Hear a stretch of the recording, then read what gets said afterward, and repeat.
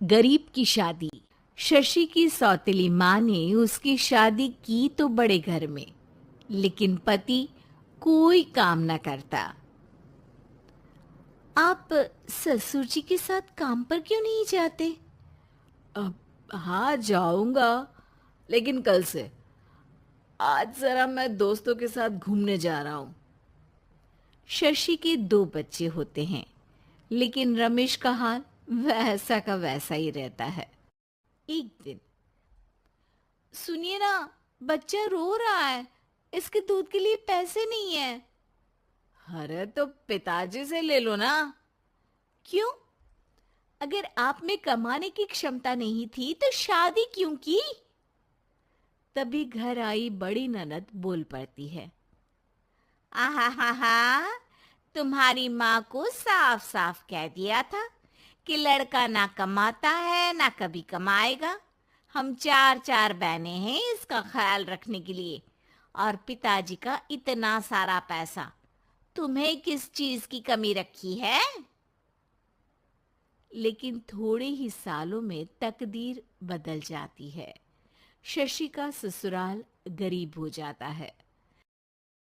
सब बिकने के बाद शशि अपने पति, बच्चे और सास के साथ किराए के मकान में आ जाती है। मैं कोई नौकरी करना चाहती हूँ दीदी। अरे, इतने बड़े घर की बहू थी शशि तुम, नौकरी करोगी? नहीं नहीं नहीं नहीं। नहीं करूंगी तो घर कैसे चलेगा? बच्चों को भी तो पालना है ना। तभी शशि का भाई आ जाता है। शशि, ये ले राशन का सामान। किसी भी तरह की कोई भी जरूरत हो तो बताना। भाई, अब मैं नौकरी करूंगी। देख बहन, वैसे तो मैं तेरे साथ हूं, लेकिन हाँ, मैं ये भी चाहता हूं कि तू अपने पैरों पर खड़ी हो जा। शशि को एक प्ले स्कूल में छोटे बच्चों को संभालने की नौकरी मिल जाती है। एक दिन, शशि, मेरे स्कूल को अब तुम संभाल लो। मैं कुछ दिनों के लिए अपने बेटे के पास जा रही हूँ। लेकिन प्ले स्कूल अकेले मैंने कभी नहीं संभाला है। अब ये सब मैं नहीं जानती। इतने महीनों में तूने जो देखा, बस पूरे आत्मविश्वास के साथ उसे करना। शशि नीलम के जाने के बाद पूरे 1 महीने उसका स्कूल अकेले संभालती है, और फिर एक दिन आता है जब वो अपना खुद का स्कूल भी खोल लेती है। वाह शशि, तुमने आज मेरा सर गर्व से ऊंचा कर दिया। तुम्हारा यही आत्मविश्वास तुम्हें बहुत आगे ले जाएगा। नीलम, बहुत आगे जाने की चाह नहीं है। बस ये छोटा सा स्कूल मेरे बच्चों की अच्छी शिक्षा में मेरी मदद करे, यही मैं चाहती हूँ। शशि थोड़े थोड़े पैसों से ही अपना परिवार पाल रही थी। एक दिन उसके घर उसकी बड़ी ननद आती है। अरे भाभी, घर में कूलर तो लगा लेती। मेरी माँ को कैसे पंखे में लिटा रखा है। अरे तो शशि कौन सा एसी लगा कर सो रही है? वो भी तो यहीं रहती है ना मेरे पास। ज्यादा यहाँ आकर मेरी बहू को परेशान न किया करो।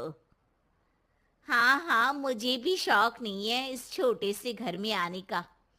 मैं तो बस ये बोलने आई थी कि मेरे बेटे की शादी है, तो ननिहाल का जो नेग होता है वो ले आना। हाँ हाँ, जितना बनेगा कर देंगे, और ना हुआ ना तो वो भी नहीं करेंगे।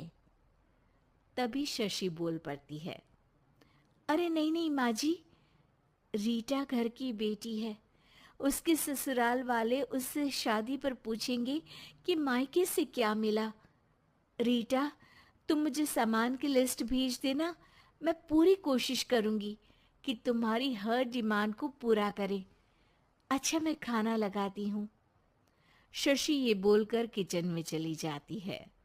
धीरे धीरे कर शशि किसी न किसी तरह अपनी सारी ननदों की डिमांड भी पूरी करती, बच्चों की ख्वाहिशें भी और उनकी पढ़ाई के लिए पैसे जोड़ती।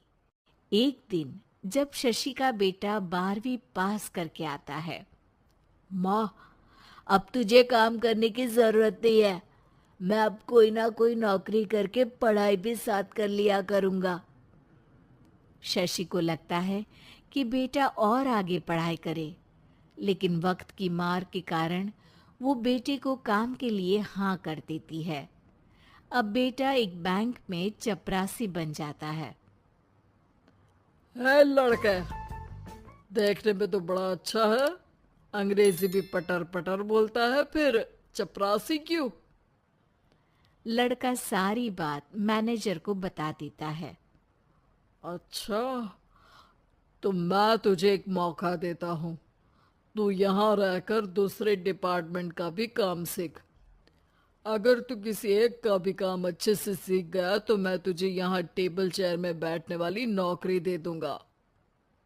लेकिन एक दिन शशि की ननद उसे फोन करती है।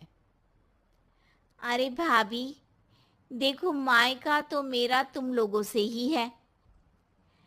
मैंने आपके बेटे और मेरे भतीजे प्रदीप के लिए यहाँ एक नौकरी देखी है, पूरे 5,000 मिलेंगे। वैसे करता ही क्या है, चपरासी ही तो है ना।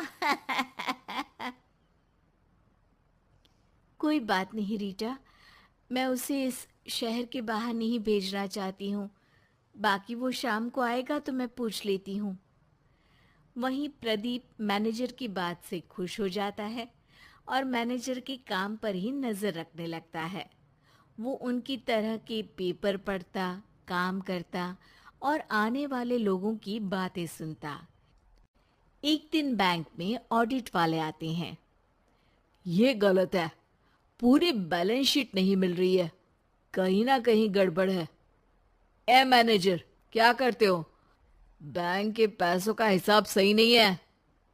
मैनेजर के पसीने छूट जाते हैं। तभी प्रदीप वहां जाता है। अब क्या मैं ये बैलेंस शीट देख सकता हूँ?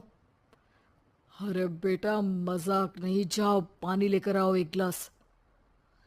प्रदीप मैनेजर को पानी लाकर देता है और फिर ऑडिटर से कहता है। देखिए सर, मैं आपको बता सकता हूँ कि कैसे बैलेंस शीट को आप लोग गलत तरीके से जोड़ रहे हैं। ऐसा बोलकर प्रदीप एक एक कर सारे डाउट क्लियर कर देता है। अरे हाँ, ये तो पॉइंट हमने देखे ही नहीं थे। गुड, कौन है ये बच्चा? तभी मैनेजर बोल पड़ता है। अब हमारे यहाँ अकाउंट में नया आया है। ऑडिटर के जाने के बाद, वाह प्रदीप, आज तो तुमने मेरी नौकरी बचा ली। और आपने भी तो मेरी नई नौकरी लगा दी, अकाउंटेंट की। बस फिर क्या था, प्रदीप ने एक बार जो सफलता की सीढ़ी चढ़ी, बस चढ़ता ही चला जाता है। फिर एक दिन शशि की ननद, अरे भाभी कैसी हो?